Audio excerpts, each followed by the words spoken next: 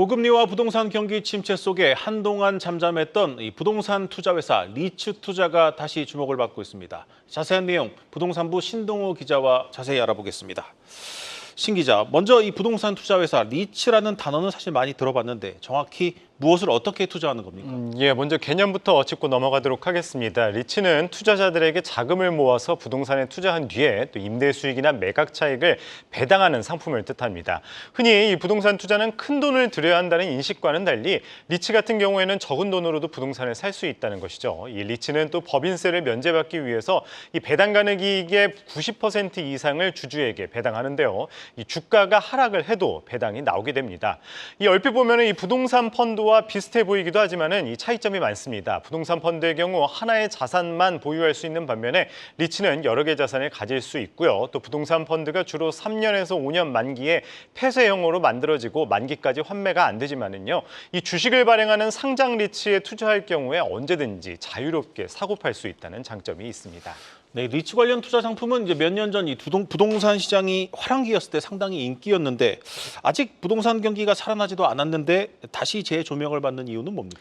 네, 말씀하신 것처럼 몇 년 전에 이 저금리 또 부동산 호황기 때 이 리츠 상품이 상당히 인기를 끌었습니다. 그러다 이제 금리가 올라가고 부동산 경기가 나빠지자 소외를 받았는데요. 일반적으로 리츠는 이 부동산 자산을 보유하기 위해 부채가 많은 만큼 금리에 큰 영향을 받을 수밖에 없습니다. 이 금리가 내리면은 자연스럽게 이자 비용이 줄어서 수익이 늘어나는 시기인데요. 이 때문에 리츠 투자는 사실상 금리에 베팅하는 것이다 이렇게 말할 수가 있겠습니다. 이 최근에 미국에 이어 우리나라도 기준금리 인하 기대감이 높아지면서 이 리츠 상품이 그래서 다시 주목을 받게 되는 겁니다. 이 실제로 국내 주요 리츠를 모은 KRX 리츠 탑10 지수를 살펴보면은요, 이 지난해 이 최저점이었던 10월 732와 비교를 했을 때 오늘이 한 861.6이거든요. 이걸 살펴보면은 약 15% 넘게 상승한 거를 볼 수 있습니다. 또 본질적으로 이 배당주이기 때문에 시세 차익뿐만 아니라 안정적인 이 배당 수익을 누릴 수 있다라는 것이 또 최대 장점입니다.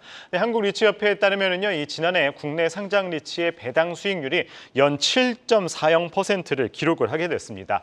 또 이 세제 혜택도 크다는 것이 또 장점이라고 꼽을 수 있겠습니다. 이 부동산에 직접 투자를 하면은 이 취득세와 재산세 등의 비용이 생기지만은요, 이 리츠 투자자는 이 주식 거래 수수료 외에는 별도의 세금 부담이 없고요. 또 배당 소득은 이 세금을 내야 하지만 이 분리과세가 됩니다. 이 상장 리츠를 3년 이상 보유하게 되면은 최대 5천만 원까지 배당 소득에 대해서 세율이 또 14%에서 9%까지 줄어들게 됩니다. 네, 그렇다면 이제 개인 투자자들이 리츠에 투자하려면 어떤 방법들이 있습니까? 말은 많이 들어봤어도 실질적으로 어떻게 투자하는지 모르시는 분들 많을 것 같습니다. 이 리츠 투자 방법 크게 상장 리츠와 비상장 리츠로 나뉩니다. 이 상장 리츠 말 그대로 이 주식시장에 등록된 리츠입니다. 이 비상장 리츠는 반대로 상장되지 않은 리츠를 뜻하겠죠. 이 상장 리츠는 일반 주식과 동일하게 증권사를 통해 투자할 수 있습니다. 이 지난 5월 기준 이 국내 운영 리츠는 375개이며 이 중 상장된 리츠가 24개입니다. 이 연초 대비 가장 주가가 많이 오른 리츠는 ESR 캔달 스퀘어 리츠입니다. 이 연초 대비 비교했을 때 30% 넘게 상승을 했고요. 이 CG를 보시면 1위부터 5위까지 약 10% 넘게 이 수익률이 지금 나오고 있는 것을 볼 수 있을 것 같습니다. 또 ETF로도 투자할 수 있습니다. 이 월배당을 주는 상품도 나오고 있는데요. 이 국내 리츠 ETF, 이른바 K리츠 ETF가 지난해까지만 해도 3개에 불과했으나 올해 또 2개가 추가로 출시가 되면서 5개로 확대가 됐습니다.